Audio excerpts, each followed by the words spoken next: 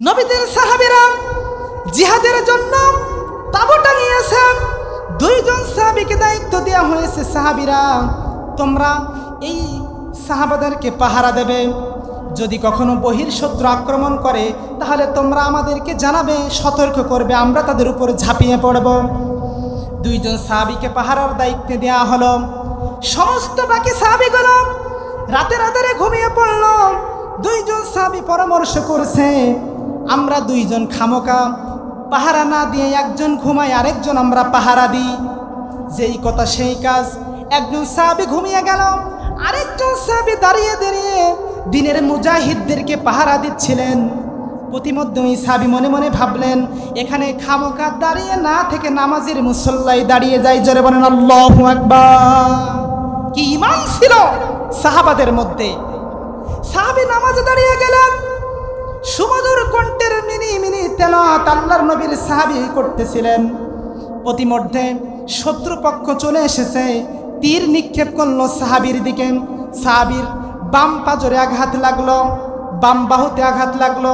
প্রথম তীর মেরে দিল, একটা সেকেন্ডের জন্য তিনি টের পেলেন না, হালকা অনুভব করলেন, তিনি নামাজ ছেড়ে দিলেন না। বলেন না আল্লাহু আকবার। 2 নম্বরে দ্বিতীয়বার আবার তীর নিক্ষেপ করলো, নবীদের সাহাবীর গায়ে বিদ্ধ হয়ে গেল। এবার তিনি নামাজ ছেড়ে দিলেন। সাহাবী বলছে, আমি যদি এই সাহাবীদের পাহারার দায়িত্বে যদি না থাকতাম তাহলে আমার জীবন চলে গেলেও আমি নামাজ ছেড়ে দিতাম না। জোরে বলেন আল্লাহু আকবার। কি নামাজের প্রতি কত মনোযোগ ছিল, আকর্ষণীয় মনোভাব ছিল সাহাবাদেরকে। আর আজকে আমরা নিজেদেরকে মুসলমান দাবি করি, নামাজের ব্যাপারে আমরা গাফেল। কথা বলেন ঠিক কিনা? আল্লাহর নবীদের হাদিস শুনুন।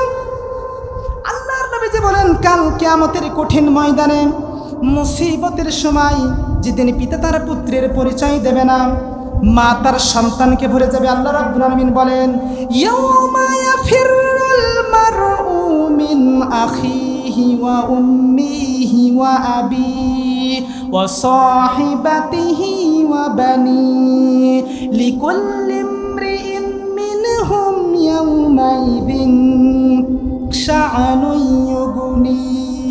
জোরে বলি আল্লাহু আকবার।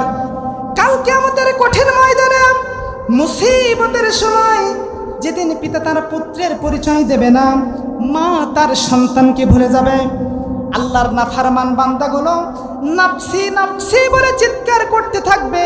সেই কঠিন মুসিবতের সময় কোনো বন্ধু, স্ত্রী, পরিবার কেউ কোনো কাজে লাগবে না। ওই কঠিন মুসিবতের সময় বান্দা সর্বপ্রথম তোমার নামাজের হিসাব হবে। কথা বলেন ঠিক কিনা?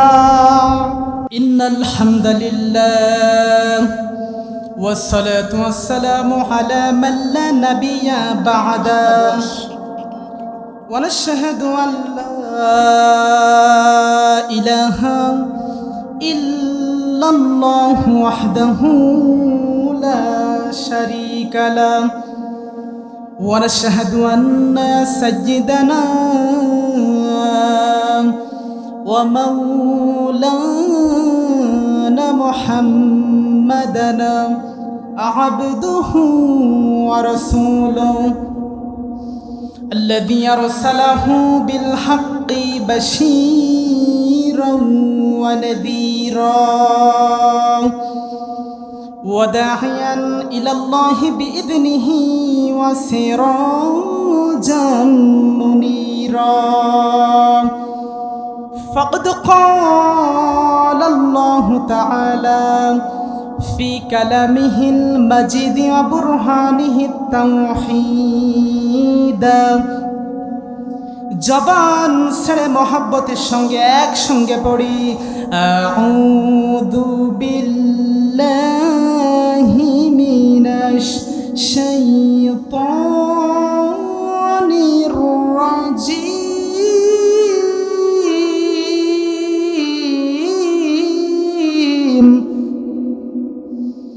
বিসমিল্লাহির রাহমানির রাহিম।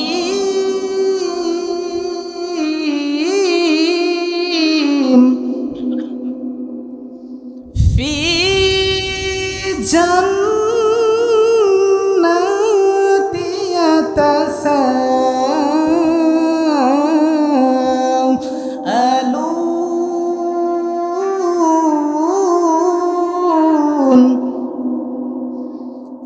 আনিল মুজরিমিন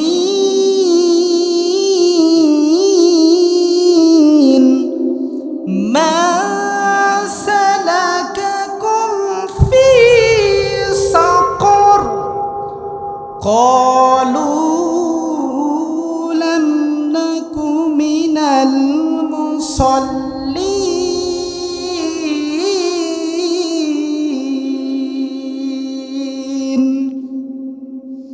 সাদাকতা ইয়া রাব্বানা عن علي رضي الله عنه قال قال رسول الله صلى الله عليه وسلم يوشك أن يأتي على الناس زمانا لا يبقى من الإسلام إلا اسمه ولا يبقى من القرآن إلا رسمه مساجده معامرة وهي خراب من الهدى علماؤهم شر من تحت أديم السماء من عندهم تخرج الفتنة وفيهم تعود رواه البيهقي إن الله وملائكته يصلون على النبي يا أيها الذين آمنوا صلوا عليه وسلموا تسليما প্রাণ খুলে মহব্বতের সঙ্গে দুরূদ ইব্রাহিম পড়ি আল্লাহুম্মা সাল্লি আলা মুহাম্মাদিন ওয়া আলা আলি মুহাম্মাদ কামা সাল্লাইতা আলা ইব্রাহিম ওয়া আলা আলি ইব্রাহিম ইন্নাকা হামিদুম মাজিদ আল্লাহুম্মা বারিক আলা মুহাম্মাদিন ওয়া আলা আলি মুহাম্মাদ কামা باركت على إبراهيم وعلى آل إبراهيم إنك حميد مجيد خلفاء রাশেদার সোনালী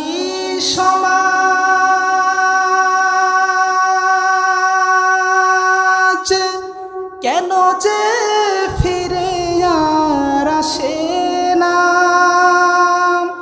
সকলে পেতার অধিকার কেন যে মন খুলে হাসে না সে আমারের মতো কোনো দিন কেউ আর হবে না খোলাফায়ে রাশেদার সোনালী সমাজ কেন যে ফিরে আর আসে না সকলে পেতার অধিকার কেন যে মন খুলে হাসে না আলহামদুলিল্লাহ বাংলাদেশের ঐতিহ্যবাহী জেলা যশোর জেলা সদরের উদ্যোগে আয়োজিত আজকের এই মহাবিশ্বই মহাগ্রন্থ কোরআনে কারিমের মাহফিল আজমতপুর এতিমখানা ও হাফেজিয়া মাদ্রাসা এই মাদ্রাসার সাথে জড়িয়ে আছে অনেক স্মৃতি আমরা দোয়া করি আল্লাহ রাব্বুল আলামিন যে এই মাদ্রাসাটাকে কিয়ামত পর্যন্ত দ্বীনের বাগান হিসেবে কবুল করুক সকলে বলছে আমিন আজকের মাহফিলের সম্মানিত সভাপতি শ্রদ্ধাভাজন ব্যক্তিত্ব বিশিষ্ট শিক্ষাবিদ জনাব মোহাম্মদ আবু সাইদ হাফিজাহুল্লাহ আল্লাহ রাব্বুল আলামিন তার গোলামকে যেন দ্বীনের খেদমতে কবুল করুক সকলে বলছে আমিন মাহফিলে জিকিরের বয়ান পেশ করেছেন আমার শ্রদ্ধাভাজন উস্তাজুল আসাতিজা প্রতিষ্ঠাকালীন থেকে অনেক ত্যাগ তিতিক্ষাকে মোকাবেলা করে আজ পর্যন্ত এই চমৎকার পরিবেশে উপনীত হয়েছেন আমরা দোয়া করি আল্লাহ রাব্বুল আলামিন যেন হুজুরের নেক হায়াত দান করুক এবং দ্বীনের যে খেদমত তিনি করে যাচ্ছেন এটাকে আরো অনেক বেশি আঞ্জাম দেওয়ার তৌফিক দান করুক সকলে বলছে আমিন মাহফিলে আমার আগে কথা বলেছেন মাওলানা মুফতি মনিরুজ্জামান যশোরী আমার একান্ত কাছের ভাই আল্লাহ রাব্বুল আলামিন যেন তাকে দ্বীনের জন্য কবুল করুক। সকলে বলছে আমিন। মাহফিলের প্রধান বক্তা হাজারো আলেমের উস্তাদুল আসাতিজা, প্রখ্যাত আলেমে দ্বীন হযরত মাওলানা মুহিব্বুল্লাহ হাবিবি, আল্লাহ রাব্বুল আলামিন তার গোলামকে যেন দ্বীনের জন্য কবুল করুক। সকলে বলছে আমিন। সংগ্রামী তৌহিদি জনতা, এসেছিলাম কোরআনে কারিম থেকে কথা শোনার জন্য। কথা বলেন ঠিক কিনা? কোরআনের আলোচনা শুরুতে আমরা একটা তাকবীর দিব, উচ্চ আওয়াজে এই তাকবীর দিবেন। রাজি আছেন তো ইনশাআল্লাহ? লিল্লাহি তাকবীর, লিল্লাহি তাকবীর। আজকের আলোচনার বিষয় সাকার নামক জাহান্নামের অধিবাসী কারা, জানার দরকার আছে না নেই? আল্লাহ রাব্বুল আলামিন মহাগ্রন্থ কোরআনে কারিমের ভিতরে ১,৫০০ বছর আগে জানিয়ে দিয়েছেন, পৃথিবীর মানুষেরা তোমরা শোনো।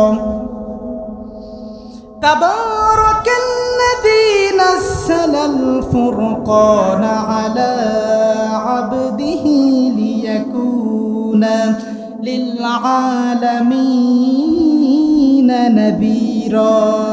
জোরে বলি আল্লাহু আকবার। আল্লাহ রাব্বুল আলামিন বলেন, বরকতময় সেই আল্লাহ যিনি ফুরকান তার বান্দার প্রতি নাজিল করেছিলেন। এই ফুরকানের নাম কি সবাই বলেন? এই কোরআনের আরেকটি গুরুত্বপূর্ণ নাম, অথেন্টিক নাম হচ্ছে ফুরকান। জোরে বলেন আল্লাহু আকবার। আল্লাহ রাব্বুল আলামিন স্পষ্ট ভাষায় জানিয়ে দিলেন, পৃথিবীর মানুষেরা রে, এ কোরআনে কারিম পৃথিবীর ময়দানে তাবিজ লিখার জন্য আমি আল্লাহ পাঠাই নাই। এ কোরআনে কারিম শুধুমাত্র খতম পড়ানোর জন্য পাঠাই নাই, শুধুমাত্র মাদ্রাসায় হিফজ মুখস্থ করবে এই জন্য কোরআনে কারিম আল্লাহ পৃথিবীতে পাঠান নাই। এ কোরআনে কারিম আল্লাহ পাঠিয়েছিলেন বিশ্ব ব্যবস্থাপনা পরিচালনা হওয়ার জন্য আল্লাহ কোরআন পাঠিয়েছিলেন। কথা বলেন ঠিক কিনা? আল্লাহ রাব্বুল আলামিন বলেন, আলা আবদিহি লিয়াকুনা লিল আলামিনা নাযীরা।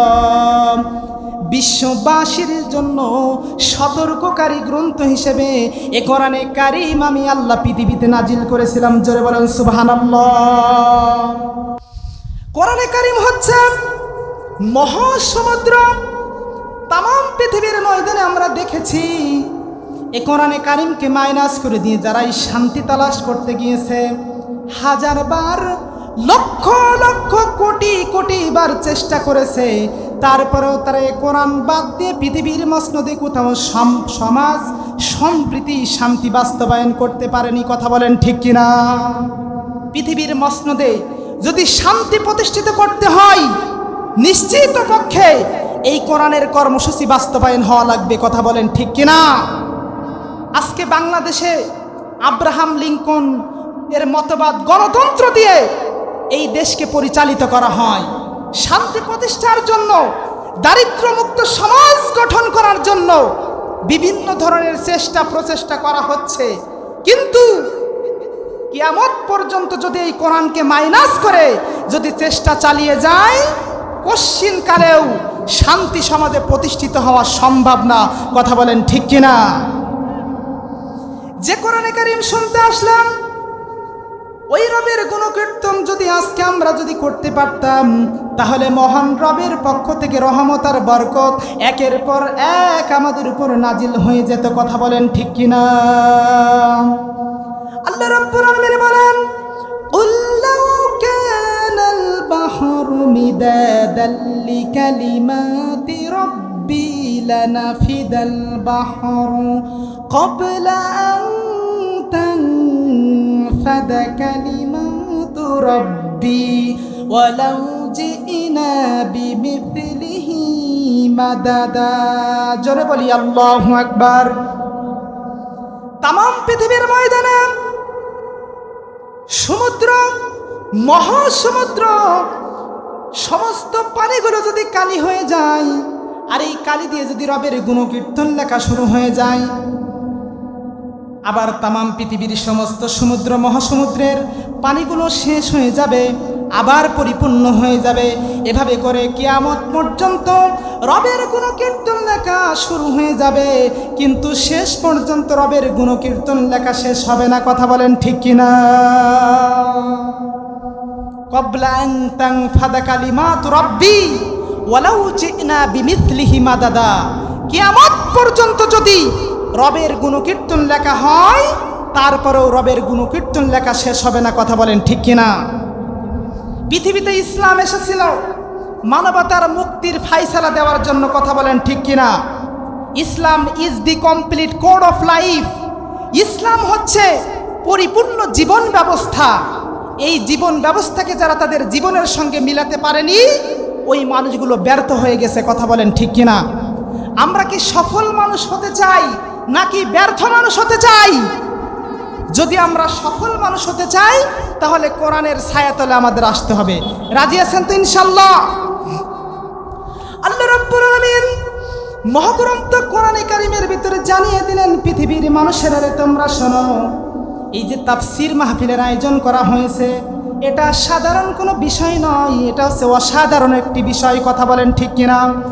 আল্লাহ রাব্বুল আলামিন বলেন, লাউ আনসালনা হাদাল কুরআনা আলা জাবালিন লারাআইতাহু খাশিআন মুতাসাদ্দিআন মিন খাশিয়াতিল্লাহ ওয়া তিলকাল আমসালু নাদরিবুহা লিন্নাসি লাআল্লাহুম ইয়াতাফাক্কারুন।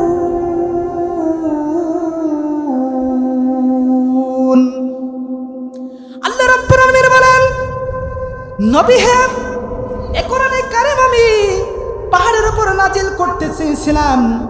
নবী, আপনি দেখতে পেতেন এই কোরআন যদি আমি পাহাড়ের উপর নাজিল করতাম, তাহলে পাহাড় এর ভর সহ্য করতে পারতো না, এর ভর বহন করতে পারতো না। পাহাড়গুলো ধসে ধসে মাটিতে মিশে যেত। বলেন আল্লাহু আকবার। এই কোরআন হচ্ছে একটি আশ্চর্যজনক কিতাব। এই কিতাব থেকে আমাদের জীবন পরিচালনা করা লাগবে। কথা বলেন ঠিক কিনা? পারিবারিক জীবন, সামাজিক জীবন, অর্থনৈতিক জীবন, রাজনৈতিক জীবন, আন্তর্জাতিক জীবন, তামাম পৃথিবীর ময়দানে সেই ছোট্ট জীবন থেকে শুরু করে আন্তর্জাতিক জীবন পর্যন্ত পরিচালনা হওয়ার জন্য যত নীতিমালা প্রয়োজন, যত কোয়ালিটি প্রয়োজন, যা কিছু দরকার, আল্লাহ রাব্বুল আলামিন একটা একটা করে এই কোরআনুল কারীমের ভিতরে কোট করে দিয়েছেন। জোরে বলেন সুবহানাল্লাহ। ও মিয়া, কি লাগবে তোমার?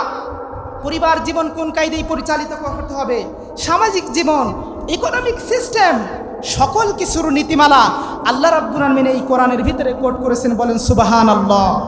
এই কোরআন যাতে ভালো লাগে না, এরা হচ্ছে মুসলমান নামধারী মুনাফিকের বাচ্চা। কথা বলেন ঠিক কিনা? মিয়া, কোরআনের কথা বললে তোমার গা জ্বলে, তোমার মুসলমান পরিচয় দিতে বলে কিনা? কথা বলেন ঠিক কিনা? আল্লাহ রাব্বুল আলামিন বলেন, ফি জান্নাতি ইয়াতাসাআলুন।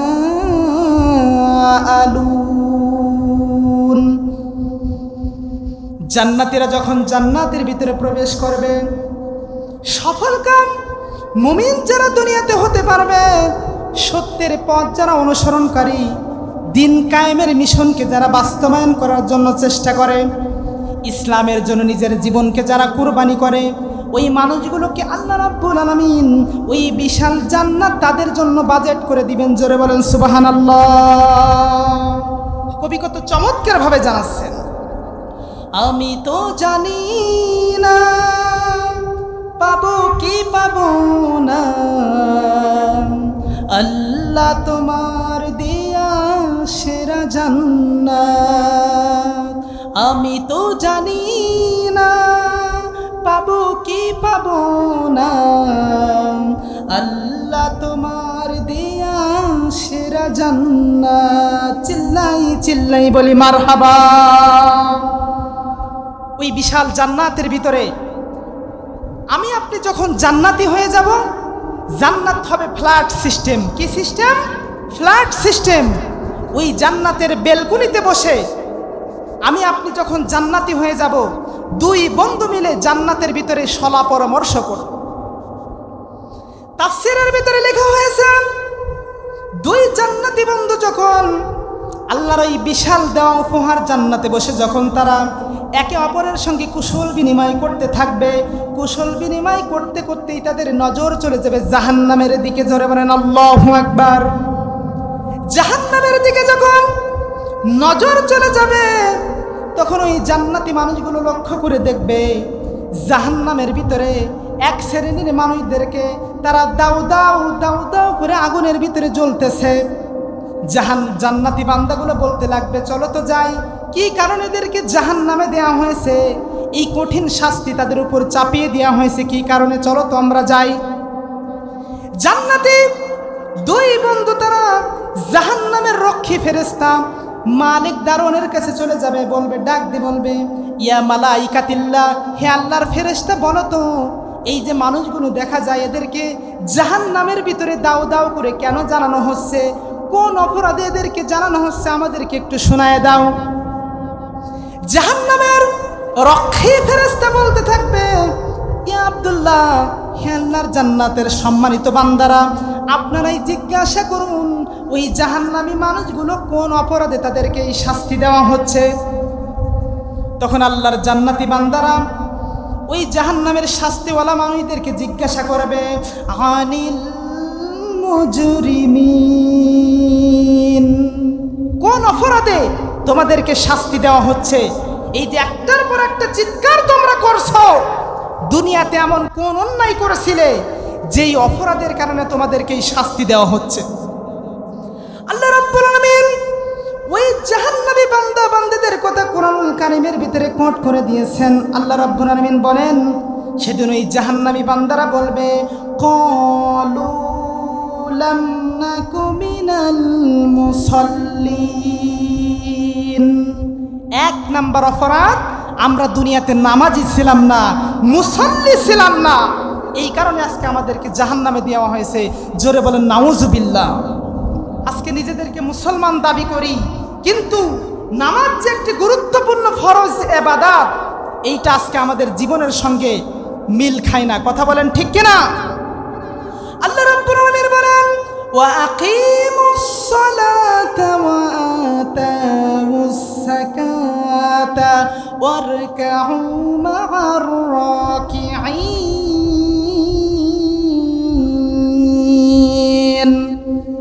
আল্লাহ রাব্বুল আলামিন বলেন, তোমরা নামাজ কায়েম করো, যাকাত আদায় করো, আর তোমরা রুকুকারীদের সঙ্গে রুকু করো। জোরে বলেন সুবহানাল্লাহ। এজ এ মুসলিম দাবি করার পরে আপনার প্রথম দায়িত্ব নামাজ আদায় করা। কথা বলেন ঠিক কিনা? আর আজকে এই মুসলমান নামাজের ব্যাপারে গুরুত্ব দেয় না, অথচ সাকার নামক জাহান্নামের অধিবাসীরা বলল, এই জাহান্নামে আসার এক নাম্বার কারণ আমরা দুনিয়াতে নামাজি ছিলাম না। শুধুমাত্র দুইটা সেজদা দিলেই কিন্তু এই সেজদা আল্লাহর দরবারে কবুল হবে, এর কোনো গ্যারান্টি নেই। রাসূলের হাদিস, সল্লু কামা রাআইতুমুনি উসাল্লি, তোমরা যেভাবে করে আমাকে নামাজ আদায় করতে দেখো ওই কায়দায় নামাজ আদায় করো, যে নামাজ পড়েছিলেন সাহাবা একরাম রিদওয়ানুল্লাহি আজমাইন। জোরে বলেন আল্লাহু আকবার।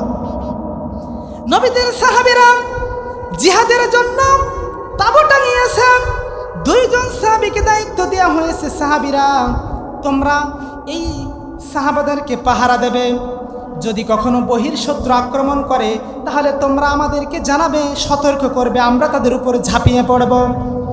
দুইজন সাহাবীকে পাহারার দায়িত্ব দেওয়া হলো। সমস্ত বাকি সাহাবীগুলো রাতের আধারে ঘুমিয়ে পড়ল। দুইজন সাহাবী পরামর্শ করছে, আমরা দুইজন খামোকা পাহারা না দিয়ে একজন ঘুমাই, আরেকজন আমরা পাহারা দিই। যেই কথা সেই কাজ, একজন সাহাবী ঘুমিয়ে গেল, আরেকজন সাহাবী দাঁড়িয়ে দাঁড়িয়ে দিনের মুজাহিদদেরকে পাহারা দিচ্ছিলেন। প্রতিমধ্যে ওই সাহাবী মনে মনে ভাবলেন, এখানে খামোকা দাঁড়িয়ে না থেকে নামাজের মুসল্লায় দাঁড়িয়ে যাই। জোরে বলেন আল্লাহু আকবার। কি ঈমান ছিল সাহাবাদের মধ্যে! সাহাবী নামাজে দাঁড়িয়ে গেলেন, সুমধুর কণ্ঠের মিনি মিনি তেলাওয়াত আল্লাহর নবীর সাহাবী করতেছিলেন। প্রতিমধ্যে শত্রুপক্ষ চলে এসেছে, তীর নিক্ষেপ করলো সাহাবীর দিকে। সাহাবীর বাম পাজরে আঘাত লাগলো, বাম বাহুতে আঘাত লাগলো। প্রথম তীর মেরে দিল, একটা সেকেন্ডের জন্য তিনি টের পেলেন না, হালকা অনুভব করলেন, তিনি নামাজ ছেড়ে দিলেন না। বলেন না আল্লাহু আকবার। 2 নম্বরে দ্বিতীয়বার আবার তীর নিক্ষেপ করলো, নবীদের সাহাবীর গায়ে বিদ্ধ হয়ে গেল। এবার তিনি নামাজ ছেড়ে দিলেন। সাহাবী বলছে, আমি যদি এই সাহাবীদের পাহারার দায়িত্বে যদি না থাকতাম, তাহলে আমার জীবন চলে গেলেও আমি এই নামাজ ছেড়ে দিতাম না। জোরে বলেন আল্লাহু আকবার। কি নামাজের প্রতি কত মনোযোগ ছিল, আকর্ষণীয় মনোভাব ছিল সাহাবাদেরকে। আর আজকে আমরা নিজেদেরকে মুসলমান দাবি করি, নামাজের ব্যাপারে আমরা গাফেল। কথা বলেন ঠিক কিনা? আল্লাহর নবীদের হাদিস শুনুন। আল্লাহর নবী যে বলেন, কাল কিয়ামতের কঠিন ময়দানে, মুসিবতের সময় যেদিন পিতা তার পুত্রের পরিচয় দেবে না, মা তার সন্তানকে ভুলে যাবে। আল্লাহ রাব্বুল আলামিন বলেন, ইয়াউমা ইয়াফিরুল মারউ মিন আখিহি ওয়া উম্মিহি ওয়া আবিহি ওয়া সাহিবাতিহি ওয়া বানিহি লিকুল্লি ইমরিইন মিনহুম ইয়াউমাইযিন শাআনুন ইউগনি। জোরে বলি আল্লাহু আকবার। কাল কিয়ামতের কঠিন ময়দানে, মুসিবতের সময় যেদিন পিতা তার পুত্রের পরিচয় দেবে না, মা তার সন্তানকে ভুলে যাবে, আল্লাহর নাফরমান বান্দাগুলো নাফসি নাফসি বলে চিৎকার করতে থাকবে। সেই কঠিন মুসিবতের সময় কোনো বন্ধু, স্ত্রী, পরিবার কেউ কোনো কাজে লাগবে না। ওই কঠিন মুসিবতের সময় বান্দা সর্বপ্রথম তোমার নামাজের হিসাব হবে। কথা বলেন ঠিক কিনা? নামাজের কত মজাদার কাহিনী দেখুন। আল্লাহ রাব্বুল আমিন কি চমৎকার ভাবে বলেছেন। রাসূল পাক করিম সাল্লাল্লাহু আলাইহি ওয়াসাল্লাম বলেন, আউয়ালু মা ইউহাসাবু বিহিল আবদু ইয়াউমাল কিয়ামাতিস সালাহ। কিয়ামতের দিন সর্বপ্রথম বান্দার নামাজের হিসাব হবে। বলেন না আল্লাহু আকবার। কাল কিয়ামতের কঠিন ময়দানে, মুসিবতের সময় পাপিষ্ঠ বান্দাদেরকে যখন নামাজের জন্য বলা হবে, বান্দা তোমরা দুনিয়াতে নামাজি ছিলে কিনা, তখন আল্লাহর নাফরমান বান্দাগুলো, যেই মানুষগুলো দুনিয়াতে ভালো নামাজি ছিল না, নামাজের ব্যাপারে গাফেল ছিল, ওরা সেদিন আল্লাহর জাহান্নামের ভয়ে বলতে আরম্ভ করবে, আমরা তো দুনিয়াতে অবশ্যই নামাজি ছিলাম। জোরে বলেন নাউজুবিল্লাহ। ভালো করে কান খাড়া করে শোনেন, আমরা যারা বেনামাজি থাকবো, কিয়ামতের ময়দানে আল্লাহর ফেরেশতারা জিজ্ঞাসা করবে, ইয়া আব্দুল্লাহ, তুমি কি দুনিয়াতে নামাজি ছিলে? এই পাপিষ্ঠ বেনামাজি নাফরমান বান্দাগুলো বলবে, ইয়া রব্বি কারীম, অবশ্যই আমরা দুনিয়াতে নামাজি ছিলাম। তখন আল্লাহ রাব্বুল আলামিন কোটি কোটি মানুষের সামনে বলবে, ইয়াউমা ইউকশাফু আন সাকিউ ওয়া ইউদআউনা ইলাস সুজুদ। জোরে বলি আল্লাহু আকবার। কাল কিয়ামতের কঠিন ময়দানে, মুসিবতের সময় ওই সমস্ত নাফরমান বান্দাদেরকে ডাক দিয়ে বলা হবে, তোমরা দুনিয়াতে যদি সত্যি নামাজি হয়ে থাকো, তাহলে কোটি কোটি মানুষের সামনে নামাজ কিভাবে আদায় করতে হয় দেখা। তোমরা কি সত্যি নামাজি ছিলে? তাহলে সেজদা কিভাবে দিতে হয়, রুকু কিভাবে করতে হয় দেখাও। ঘটনাটা কি ঘটবে? আল্লাহ রাব্বুল আলামিন বলেন, ওই নাফরমান বান্দাগুলো সেদিন সেজদা দিতে পারবে না, রুকু করতে পারবে না, তাদের বডি স্ট্রং হয়ে যাবে। আল্লাহ রাব্বুল আলামিন বলেন, তারহাকুহুম জিল্লাহ, তাদের উপর অপমান চেপে বসবে, অপদস্থ করা হবে। কিয়ামতের ময়দানে লক্ষ কোটি কোটি মানুষের সামনে ওই সমস্ত বেনামাজি নাফরমান বান্দাগুলোকে ডোররা মারতে মারতে জাহান্নামের ভিতরে নিয়ে যাওয়া হবে। জোরে বলেন নাউজুবিল্লাহ। এজন্য সাকার নামক জাহান্নামের অধিবাসীরা বলেছিল, ক্বালু লাম নাকু মিনাল মুসাল্লিন, আমরা এই সাকার নামক জাহান্নামে আসার 1 নাম্বার কারণ, আমরা দুনিয়াতে নামাজি ছিলাম না। কথা বলেন ঠিক কিনা? মিয়া, এজ এ মুসলিম দাবি করার পরে আমার আপনার প্রথম দায়িত্ব কি? নামাজ। আর নামাজ পড়তে হবে রাসূলের দেখানো নিয়তে। আল্লাহ যেন তৌফিক দান করুক। সকলে বলছে আমিন। এবার আসেন আপনাদের সঙ্গে কিছু প্রাসঙ্গিক কিছু কথা বলি। পৃথিবীতে আমি আপনি কি চিরদিন থাকব? মৃত্যুর ঘণ্টা যে কোনো মুহূর্তে বেজে যেতে পারে। কথা বলেন ঠিক কিনা? জীবন পরিচালনার ক্ষেত্রে পৃথিবীর কোনো মানুষকে ভয় পাওয়া যাবে না। রাজি আছেন ইনশাআল্লাহ? আচ্ছা বলেন তো, জীবন দেওয়ার মালিককে, আবার মৃত্যু দেওয়ার মালিককে? হায়াতের মালিক যদি হয় আল্লাহ, জীবন দেওয়ার মালিক যদি হয় আল্লাহ, দুনিয়ার কোনো জালিমের বাচ্চার তাবেদারি করার সময় আমাদের নেই। কথা বলেন ঠিক কিনা? পৃথিবীতে এসেছিলাম অল্প দিনের জন্য। মুসাব বিন উমাইর রাদিয়াল্লাহু আনহু যেভাবে করে তার জীবন, উত্তপ্ত জীবন রাজপথে বিলিয়ে দিয়েছিল, হযরতে খাব্বাব ইবনুল আরদ রাদিয়াল্লাহু আনহু তার জীবনটাকে কাফিরের সামনে মাথা নত করে নাই। হযরতে মুসাব বিন উমাইর, খাব্বাব ইবনুল আরদ, খুবাইব ইবনে মুসাইব, এভাবে করে সাহাবীরা তাদের জীবনটা আল্লাহর রাস্তায় কুরবানি করে দিয়েছে। আর আমি আপনি দ্বীনের জন্য, ইসলামের জন্য একটু মুজাহিদদের ভূমিকায় যদি যেতে বলা হয়, আমাদের ঈমান এত দুর্বল, আমার নবীর বিরুদ্ধে যদি কোনো কুলাঙ্গারের বাচ্চা কথা বলে, আমরা তার বিরুদ্ধে অ্যাকশন নেওয়ার জন্য ভয় পাই। কথা বলেন ঠিক কিনা? এরকম দুর্বল ঈমান নিয়ে আল্লাহর জান্নাতে যাওয়ার কোনো সুযোগ নেই। এজন্য আমি ওয়াইস করুনি আপনাদেরকে বলতে চাই, জীবন দিয়েছিলেন যে আল্লাহ, মৃত্যু দিবেন সে আল্লাহ, সুতরাং ভয় করতে হবে একজনকে। তিনি কে?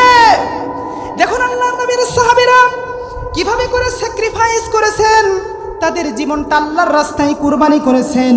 তরুণ তরুণ সাহাবীরা, আমাদের মতো 20-22 বছরের টকবগি যুবক, আল্লাহর রাস্তায় জীবনটাকে বিলিয়ে দিয়েছে। তারপরে একটা সেকেন্ডের জন্য তারা বাতিলের কাছে মাথা নত করে নাই। জোরে বলেন আল্লাহু আকবার। নবীজির তরুণ সাহাবীরা, নাম তার হযরতে জুলাইবিব রাদিয়াল্লাহু আনহু, নাম শুনেছেন? দেখুন এই সাহাবীদের জীবন থেকে আমরা শিক্ষা নিই।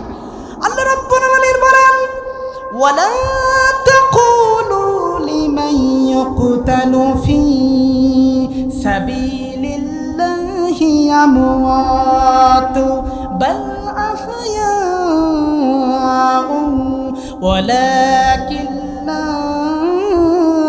তাশউরুন। জোরে বলি আল্লাহু আকবার। আল্লাহ রাব্বুল আলামিন বলেন, দ্বীনের জন্য, ইসলামের জন্য যারা নিজের জীবনটাকে আল্লাহর রাস্তায় বিলিয়ে দিয়েছে, তোমরা তাদেরকে মৃত বলো না, তারা হচ্ছে জীবিত। কাল কিয়ামতের কঠিন ময়দানে, মুসিবতের সময় লক্ষ কোটি কোটি মানুষের সামনে ওই সমস্ত মুজাহিদদেরকে নবীর সঙ্গে জান্নাতে দিয়ে দেওয়া হবে। যারা বলেন সুবহানাল্লাহ। হযরতে জুলাইবিব রাদিয়াল্লাহু তাআলা আনহু নবীদের একজন তরুণ, অত্যন্ত গরিব মানুষ ছিলেন, দেখতে কুচকুচে কালো, বেলালের চাইতেও কালো, এত গরিব। তার বাড়িঘর বলতে কিছুই ছিল না। তার বাড়িঘর বলতে ছিল আসমান ছিল তার ছাদ, জমিন ছিল তার বিছানা। এই তরুণ সাহাবী আমাদের মতো টকবকে যুবক, তিনি ইসলাম ধর্ম গ্রহণ করলেন, নবীজির ছত্রছায়ায় থাকলেন। তার খাবার ছিল, যে সমস্ত সাহাবীরা খাবার খেয়ে উচ্ছিষ্টগুলো ফেলে দিত, ওই উচ্ছিষ্টগুলো নিয়ে খাবারের ক্ষুধা নিবারণ করতেন। এমন একজন গরিব সাহাবী ছিলেন মুসাব্বি হযরতে জুলাইবিব রাদিয়াল্লাহু আনহু। বলেন না আল্লাহু আকবার। নবীজির এই তরুণ সাহাবী হযরতে জুলাইবিব রাদিয়াল্লাহু আনহু অত্যন্ত মানবতার জীবন যাপন করতেন। নবীজি একবার তাকে ডাক দিয়ে বললেন, সাহাবী, তোমার তো বয়স হয়ে গিয়েছে, তুমি কি বিবাহ করবে না? তোমার তো বিয়ের বয়স হয়ে গিয়েছে। আল্লাহর নবীর তরুণ সাহাবী হযরত জুলাইবিব রাদিয়াল্লাহু আনহু ডাক দিয়ে বললেন, ইয়া রাসূলুল্লাহ, ইয়া হাবিবাল্লাহ, এই মদিনার নগরীতে কে আমার সঙ্গে মেয়ে বিবাহ দেবে? আমার টাকা পয়সা নেই, অর্থ সম্পদ নেই, ধন দৌলত নেই, আমি এতিম, আমার বাড়ি ঘর নেই, চেহারা তেমন একটা ভালো না। নবীজি, কে আমার সঙ্গে মদিনার ঘরের দুলাল আমার সঙ্গে বিবাহ দেবে? আল্লাহর নবীজি এতটুকু কথা বলে বিদায় হয়ে গেলেন। আবার একদিন নবীজি ওই সাহাবীকে আবার ডাকলেন, ডাক দিয়ে বলছে, জুলাইবিব, তুমি কি বিবাহ করবে না? আল্লাহর নবীর সাহাবী জুলাইবিব আবারও একই উত্তর দিলেন, ইয়া রাসূলুল্লাহ, ইয়া হাবিবাল্লাহ, আমার টাকা পয়সা নেই, ধন সম্পদ নেই, মদিনার নগরে কে আমার সঙ্গে মেয়ে বিবাহ দেবে? একথা বলে বিদায় হয়ে গেলেন। দ্বিতীয় দিন আল্লাহর নবীজি হযরত জুলাইবিবকে ডাক দিয়ে বলছে, জুলাইবিব, তুমি চলে যাও মদিনার আনসারী সাহাবীর বাড়িতে চলে যাও, বলবে আল্লাহর রাসূল আমাকে আপনার বাড়িতে আপনার মেয়ের সঙ্গে বিবাহ দেওয়ার জন্য পাঠিয়েছেন। বলেন আল্লাহু আকবার। নবীজির সাহাবী হযরত জুলাইবিবকে ডাক দিয়ে বলা হলো, জুলাইবিব, তুমি মদিনার আনসারী সাহাবীর বাড়িতে চলে যাবে, সেখানে আমার কথা বলবে, আল্লাহ রাসূল আমাকে পাঠিয়েছেন আপনার মেয়ের সঙ্গে আমাকে বিবাহ দেওয়ার জন্য। বলেন না আল্লাহু আকবার। আল্লাহর নবীর তরুণ সাহাবী হযরত জুলাইবিব রাদিয়াল্লাহু আনহু তিনি চলে গেলেন আনসারী সাহাবীর বাড়িতে, ডাক দিয়ে বলেন, আসসালামু আলাইকুম ইয়া আহলাল বায়াত। হে বাড়ির মালিক, বাড়ি আছেন কিনা? পরিচয় দিলেন, বিশ্বনবী আমাকে পাঠিয়েছেন, আপনার বাড়িতে একটা কন্যা সন্তান আছে, ওই কন্যা সন্তানটাকে নবীজি আমার সঙ্গে বিবাহ দেওয়ার জন্য প্রস্তাব পাঠিয়েছেন, আপনাদের মতামত আমার সামনে উপস্থাপন করুন। জোরে বলেন আল্লাহু আকবার। আল্লাহ নবীর ওই আনসারী সাহাবী যুবকের দিকে তাকায়, বারবার তাকায় আর চিন্তা ভাবনা করে, আমাদের মেয়ে তো মদিনার নগরের সবচেয়ে যুবতী সুন্দরী মেয়ে, কিভাবে করে আমরা এই ছেলের সঙ্গে বিবাহ দিতে পারি? ছেলের বাড়ি ঘর নেই, টাকা পয়সা নেই, ধন সম্পদ নেই, চেহারা নেই, কুসকুসে কালো, কিভাবে করে আমাদের মেয়ে যুবকটার সঙ্গে বিবাহ দিতে পারি? কিন্তু আল্লাহ রাসূল পায়গাম পাঠিয়েছে, এটা তো মিস করা যাবে না। যুবককে ডাকতে বলা হলো, বৎস তুমি অপেক্ষা করো, এখানে কিছুক্ষণ বসো, আমি আমার পরিবারস্থ লোকেদের সঙ্গে একটু আলাপ আলোচনা করে নিই, তারপরে আমি তোমার চূড়ান্ত সিদ্ধান্ত জানিয়ে দেবো। বলেন আল্লাহু আকবার। এবার ওই আনসারী সাহাবী বাড়িতে প্রবেশ করলেন, গিয়ে তার স্ত্রীর সঙ্গে বলছেন যে আল্লাহ রাসূল পাঠিয়েছিলেন পায়গাম, ছেলেটা এমন এমন অবস্থা, আমরা কি আমাদের মেয়েকে বিবাহ দিতে পারি? তার স্ত্রী এক বাক্যে বলে দিল, যুবকের নেই টাকা পয়সা, নেই ধন সম্পদ, এমন কুসকুসে কালো যুবকের সঙ্গে আমাদের মেয়ে বিবাহ দিতে পারি না। নাকচ করে দিলেন যুবকের কথা, আল্লাহ রাসূলের কথা নাকচ করে দিলেন। তাদের ঘরে ছিল দিনদারিনী কন্যা, ভিতর থেকে আওয়াজ দিলেন, পিতামাতা তোমরা যে সিদ্ধান্ত নাও, আল্লাহ রাসূল যে প্রস্তাব পাঠিয়েছেন এই প্রস্তাব আমি অকপটে মেনে নিলাম। বলেন না আল্লাহু আকবার। দেখেন, দিনের রাস্তায় চললে পরে আপনার আল্লাহর পক্ষ থেকে আপনি সাহায্য পাবেন। কথা বলেন ঠিক কিনা? আল্লাহ রাব্বুল আলামিন বলেন, ওয়ালা তাহিনু ওয়ালা তাহসানু ওয়া আনতুমুল আ'লাউনা ইন কুনতুম মুমিনিন। জোরে বলি আল্লাহু আকবার। আল্লাহ রাব্বুল আলামিন বলেন, তোমরা যদি দিন কায়েমের মিশনকে সাকসেসফুল করার জন্য তোমরা ভয় পেও না, তোমরা চিন্তা করো না, তোমরা টেনশন করো না, মুমিন যদি তোমরা হতে পারো তাহলে আমি আল্লাহ রাব্বুল আমিন তোমাদের বিজয় দান করব। জোরে বলেন আল্লাহু আকবার। শর্ত হচ্ছে মুমিন হতে হবে, সলিড ইমানদার হতে হবে, তাকওয়াবান হতে হবে, তাহলে পরেই রবের সান্নিধ্য হাসিল হওয়া সম্ভব। কথা বলেন ঠিক কিনা? মিয়া দেখুন এরপরে কি হয়। আল্লাহর নবীর সাহাবী সুন্দরী কন্যাকে নিয়ে তার বাড়িতে চলে গেলেন। ফুল সজ্জার রাত ছিল, বিবাহের রাত ছিল, নতুন বিবাহ করেছে, যুবক আনন্দে উৎফুল্ল হয়ে আছে। প্রতিমধ্যে বাইরে কে যেন ঘোষণা দিয়েছেন, হাইয়া আলাল জিহাদ, হাইয়া আলাল জিহাদ বলে ঘোষণা দিয়েছেন। বলেন আল্লাহু আকবার। ও আমার প্রিয় বাবাজিরা, কান খাড়া করে শুনুন, আল্লাহর নবীর সাহাবীরা কেমন ইমানদার ছিল। আজ পর্যন্ত আল্লাহর দ্বীনকে বিজয়ী করার জন্য সাহাবীদের বিপ্লবী জীবন আমরা পড়ে দেখেছি। তাদের জীবন স্যাক্রিফাইস করেছে, পরিবার ছাড়া হয়েছে, সম্পদ ছাড়া হয়েছে, নতুন বিবাহ করা, স্ত্রীকে পরিত্যাগ করে আল্লাহর রাস্তায় জীবন তারা বিলিয়ে দিয়েছে। তারপরেও তারা একটা সেকেন্ডের জন্য বাতিলের কাছে মাথা নত করে নাই। বলেন আল্লাহু আকবার। একটা কি সঙ্গীত বলে দেব? আমি স্বপ্ন দেখি আমি জনতার স্বপ্ন হব, অত্যাচারীর লৌহ কপাট ভাঙতে যাব। কথা বলেন ঠিক কিনা? একটু আওয়াজ দিতে হবে।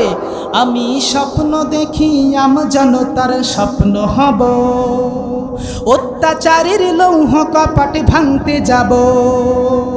আমি স্বপ্ন দেখি আল্লামা সাঈদী হব, প্রয়োজনে জেল জুলুম সব মেনে নেব। আমি স্বপ্ন দেখি আমি জনতার স্বপ্ন হব, অত্যাচারীর লৌহ কপাট ভাঙতে যাব, অত্যাচারীর লৌহ কপাট ভাঙতে যাব। আমি স্বপ্ন দেখি আল্লামা মামুনুল হক হব, প্রয়োজনে রাজপথে জীবন বিলিয়ে দেব। কথা বলেন ঠিক কিনা? আমি স্বপ্ন দেখি আমি যেন তার স্বপ্ন হব, অত্যাচারীর লৌহ কপাট ভাঙতে যাব, অত্যাচারীর লৌহ কপাট ভাঙতে যাব। চিল্লাই চিল্লাই বলি মারহাবা। আমি স্পষ্টভাবে বলতে চাই, তাকওয়ার নীতি অবলম্বন করেন, পৃথিবীর কোনো শক্তি আপনাকে দমাতে পারবে না। কথা বলেন ঠিক কিনা? কিন্তু বিষয় হচ্ছে আমাদের কলিজার ভিতরে ঢুকে গিয়েছে নেতা নেত্রীর ভয়। কথা বলেন ঠিক কিনা? এই নেতা নেত্রীর ভয় যেদিন আপনার কলিজা থেকে উৎখাত করতে পারবেন, সেদিন আপনি তাকওয়াবান মুমিন হবেন। তার আগে আপনি তাকওয়াবান মুমিন হতে পারবেন না, এটা আপনি লিখে রাখতে পারেন। কথা বলেন ঠিক কিনা? দেখুন আল্লাহর নবীর সাহাবী জুলাইবিব রাদিয়াল্লাহু আনহু, তার বাসর রাত ছিল, ফুল সজ্জার রাত ছিল। আচ্ছা বলেন তো, একজন যুবকের জন্য জীবনের সবচাইতে আনন্দের রাত হচ্ছে বাসর রাত। কথা বলেন ঠিক কিনা? আল্লাহর নবীর এই তরুণ সাহাবী হযরত জুলাইবিব রাদিয়াল্লাহু আনহু, তিনি যখন রাতের আধারে স্ত্রীর সঙ্গে মজাদার গল্পে যখন নিমজ্জিত হয়ে গিয়েছেন, খুশির আলাপ আলোচনায় যখন মগ্ন, বাহির থেকে কি যেন আওয়াজ দিচ্ছে, হাইয়া আলাল জিহাদ, হাইয়া আলাল জিহাদ। জিহাদের ডাক এসে গেছে, তোমরা তোমাদের পরিবার ছাড়ো, তোমরা তোমাদের স্ত্রী ছাড়ো, আল্লাহর দ্বীনকে বিজয়ী করার জন্য জিহাদের ময়দানে তোমরা শামিল হয়ে যাও। বলেন আল্লাহু আকবার। জুলাইবিব রাদিয়াল্লাহু আনহু যখনই শুনতে পেলেন জিহাদের জন্য আল্লাহ রাসূল ডাক দিয়েছেন, হাইয়া আলাল জিহাদ বলে ঘোষণা দিয়েছেন, ঘরের ভিতরে নতুন স্ত্রী রয়েছে, স্ত্রীর ষোলো পরামর্শকে ক্যান্সেল করে দিয়ে আল্লাহর দ্বীনকে বিজয়ী করার জন্য ওই সাহাবী বাসর করে নতুন স্ত্রী রেখে জিহাদের ময়দানে তার জীবনটা উত্তপ্ত জীবন বিলিয়ে দিয়েছে। বলেন আল্লাহু আকবার। হযরত জুলাইবিব রাদিয়াল্লাহু আনহু উহুদের উপত্যকায় তার জীবনটাকে বিলিয়ে দিয়েছেন। আল্লাহর নবীর এই সাহাবী যখন সাহাবাদের লাশ যখন একত্রিত করা হচ্ছিল, তখন আল্লাহর নবী বলছে, আমার জুলাইবিবের লাশটা কোথায়, আমার জুলাইবিবের লাশটা কোথায়? আল্লাহর নবীর সাহাবীরা খুঁজতে খুঁজতে পেয়ে গেলেন জুলাইবিবের লাশ। নবীদের সামনে হাজির করা হলো। আল্লাহর নবী জুলাইবিবের লাশ দেখে কেঁদে ফেললেন। সাহাবাদেরকে ডাকতে বলছেন, সাহাবীরা রে, এই তো সেই সাহাবী নতুন বিবাহ করেছে, এখনো পর্যন্ত বাসর রাত পর্যন্ত করতে পারে নাই, ইসলামকে এত ভালোবেসেছে, দিনকে এত মহব্বত করেছে, কলিজা দিয়ে ভালোবেসেছে। এই জুলাইবিব আজ থেকে আমার কাছে সবচাইতে প্রিয় মানুষ হয়ে গেছে। সাহাবীরা রে, তোমরা সাক্ষী থাকো, কাল কিয়ামতের কঠিন ময়দানে মুসিবতের সময়, যেদিন পিতা তার পুত্রের পরিচয় দেবে না, মা তার সন্তানকে ভুলে যাবে, ওই কঠিন মুসিবতের সময় সাহাবী আমার সঙ্গেই জান্নাতে থাকবে। জোরে বলেন সুবহানাল্লাহ। এজন্য আল্লাহ রাব্বুল আলামিন বলেন, পৃথিবীর মানুষেরা তোমরা শোনো, জীবন চলার পাকে পাকে যদি আমাদের জীবনটা যদি আল্লাহর জন্য কুরবানি করে দিতে পারি, এই জীবনটা যদি আল্লাহর জন্য খাস করে দিতে পারি, তাহলে কিয়ামতের ময়দানে আল্লাহর আদালতে ওই বিশাল জান্নাতি বলে ঘোষণা করা হবে। জোরে বলেন সুবহানাল্লাহ। সাহাবা একরামদের বর্ণাঢ্য জীবন যদি পড়ে দেখেন, আহারে কি মানবতার জীবন যাপন করেছে, কিন্তু ঈমান ছিল পাকা মজবুত টসটসে। কথা বলেন ঠিক কিনা? আর আজকে আমার সমাজের যুবকেরা তারা মত্ত আছে, গান বাজনা বেহায়াপনা অশ্লীলতার কাজে মগ্ন রয়েছে। কথা বলেন ঠিক কিনা?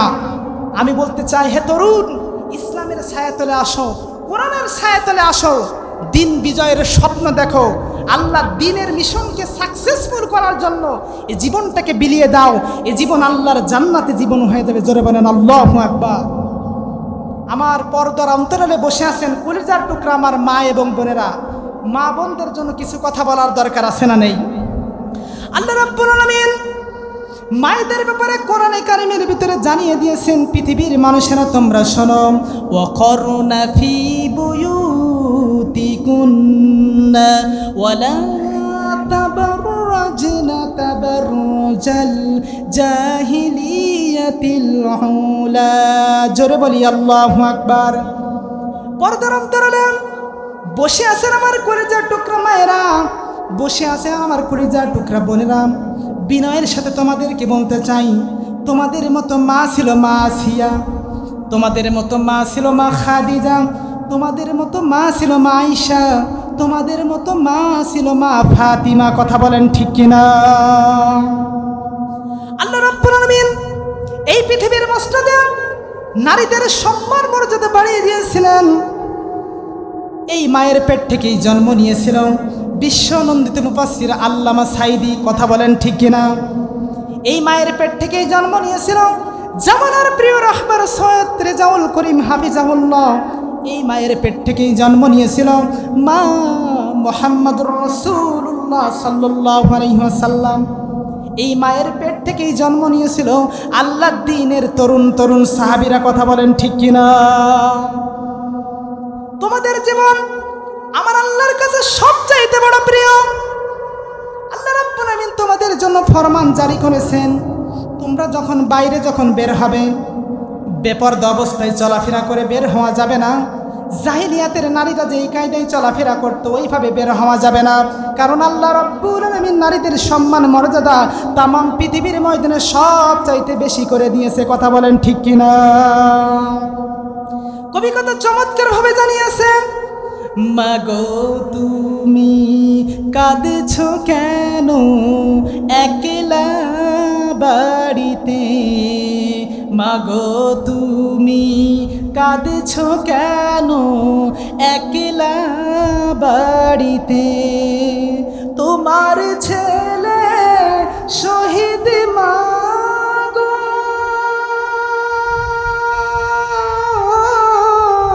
তোমার ছেলে শহীদ মাগো, শহীদের তো মরণ নাই, মাগো তুমি কাঁদছো কেন একলা বাড়িতে, মাগো তুমি কাঁদছো কেন একলা বাড়িতে।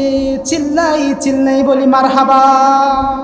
সম্মানিত মা বোনদেরকে দৃষ্টি আকর্ষণ করছি, তোমাদের সম্মান মর্যাদা আল্লাহ রাব্বুল আমিন বলেছেন আল মালু আলান নিসা, পৃথিবীতে সবচাইতে উত্তম সম্পদ হচ্ছে নেককার স্ত্রী, নেককার নারী। কথা বলেন ঠিক কিনা?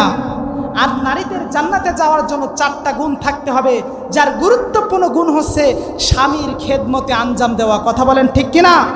আম্মাদান খাদিজাতুল কুবরা রাদিয়াল্লাহু আনহা, তিনি ছিলেন স্বামী ভক্তি মহিলা, তিনি ছিলেন মক্কা নগরের সবচাইতে ধনাঢ্য নারী, কিন্তু দ্বীনের জন্য ইসলামের জন্য বিশ্ব নবীর দরবারে সব দিয়ে দিয়েছেন। বলেন আল্লাহু আকবার। এজন্য আপনাদেরকে বলতে চাই, আপনাদের মতো মাই জন্ম দিবে কোরআনের হাফেজ, কোরআনের আলেম, দ্বীনের এক একটা বীর মুজাহিদ। কথা বলেন ঠিক কিনা? আমরা দোয়া করি আল্লাহ রাব্বুল আলামিন যেন আমাদের সকলকে দ্বীনের জন্য, ইসলামের জন্য কবুল করুক। সকলে বলছে আমিন।